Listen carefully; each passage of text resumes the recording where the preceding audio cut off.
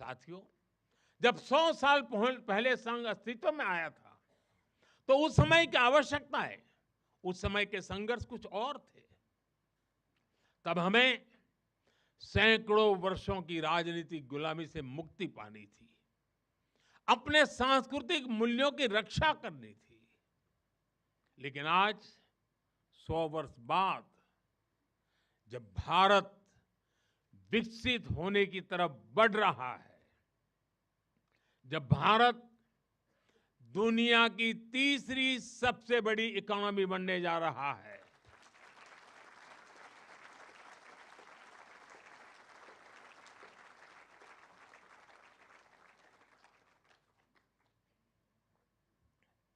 जब देश और देश का बहुत बड़ा गरीब वर्ग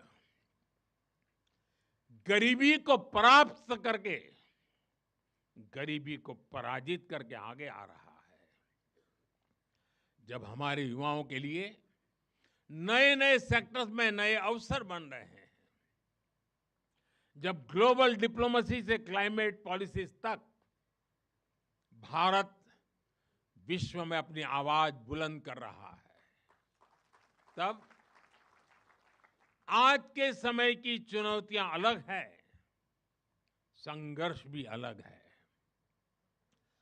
दूसरे देशों पर आर्थिक निर्भरता हमारी एकता को तोड़ने की साजिश है। डेमोग्राफी में बदलाव के षड्यंत्र। एक प्रधानमंत्री के नाते मैं नम्रतापूर्वक कहूंगा कि मुझे बहुत संतोष है कि हमारी सरकार इन चुनौतियों से तेजी से निपट रही है।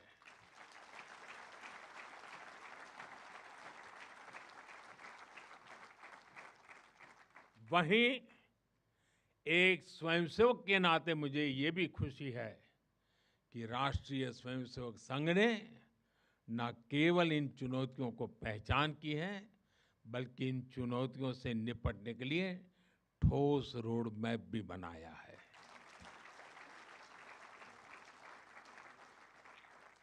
अभी माननीय दत्ता जी ने जिन चीजों का उल्लेख किया, मैं अपने तरीके से फिर से एक बार उसका उल्लेख करना चाहूंगा। साथियों, संघ के पंच परिवर्तन, स्वबोध, सामाजिक समरसता, कुटुंब प्रबोधन, नागरिक शिष्टाचार और पर्यावरण, ये संकल्प हर स्वयंसेवक के लिए देश के समक्ष उपस्थित चुनौतियों को परास्त करने की बहुत बड़ी प्रेरणा है। साथियों, स्वबोध यानी स्वयं का बोध, स्वबोध यानी गुलामी की मानसिकता से मुक्त होकर अपनी विरासत पर गर्व करना, स्वभाषा पर गर्व करना। स्वबोध यानी स्वदेशी, आत्मनिर्भर होना। और मेरे देशवासियों, ये बात समझ के चलिए,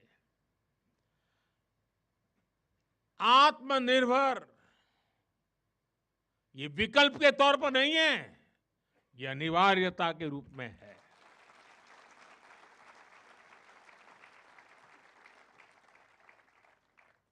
हमें स्वदेशी के अपने मूल मंत्र को समाज का संकल्प बनाना है।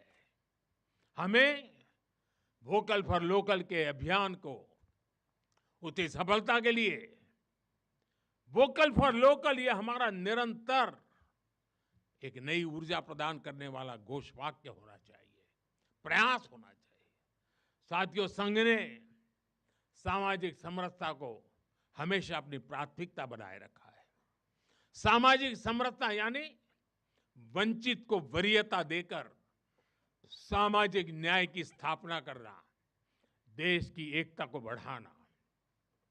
आज राष्ट्र के सामने ऐसे संकट खड़े हो रहे हैं जो हमारी एकता, हमारी संस्कृति और हमारी सुरक्षा पर सीधा प्रहार कर रहे हैं। अलगाववादी सोच, क्षेत्रवाद, कभी जाति, कभी भाषा को लेकर विवाद, कभी बाहरी शक्तियों द्वारा भड़काई गई विभाजनकारी प्रवृत्तियां, ये सब अनगिनत चुनौतियां हमारे सामने खड़ी है। भारत की आत्मा हमेशा विविधता में एकता ही रही है। अगर इस सूत्र को तोड़ा गया तो भारत की शक्ति भी कमजोर होगी और इसलिए हमें इस सूत्र को निरंतर जीना है, उसे मजबूती देनी है। साथियों, सामाजिक समरसता को आज डेमोग्राफी में बदलाव के षड्यंत्र से, घुसपैठियों से भी बड़ी चुनौती मिल रही है।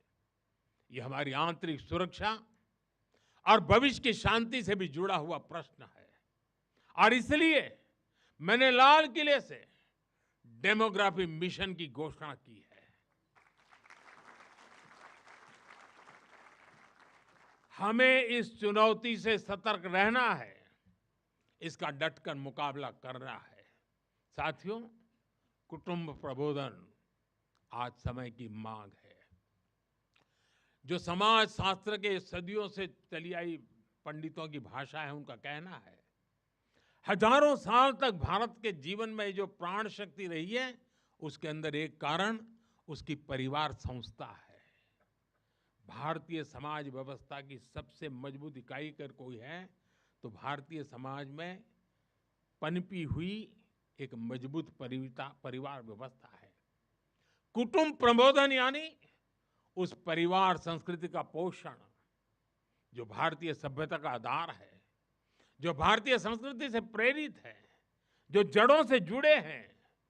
परिवार के मूल्य, बुजुर्गों का सम्मान, नारी शक्ति का आदर, नौजवानों में संस्कार, अपने परिवार के प्रति दायित्व को निभाना, उसे समझना, उस दिशा में परिवार को, समाज को जागरूक करना बहुत ही आवश्यक है। साथियों, अलग अलग कालखंड में जो भी देश आगे बढ़ा, उसमें नागरिक शिष्टाचार की बहुत बड़ी भूमिका रही है। नागरिक शिष्टाचार अर्थात कर्तव्य की भावना, नागरिक कर्तव्य का बोध हर देशवासी में हो।